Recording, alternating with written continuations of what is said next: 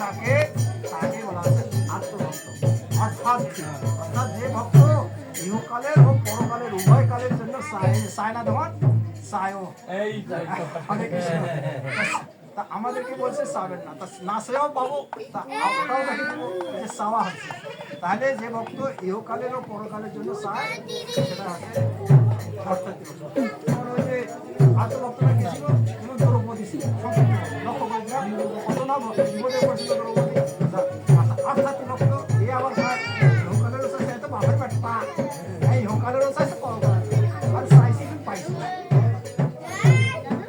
অপর পক্ষের কথা আছে, অপোজিট কথা আছে যে সাওয়া যাবে কারবার কইছে সাওয়া না কান দিলে মা দুধ দিবে। হ্যাঁ, আরে সাওয়া কান দিলে তা না কানে কইছে কানে কইছে ওটা এক কথা। হ্যাঁ হ্যাঁ দাদা তাহলে কেটা কেটে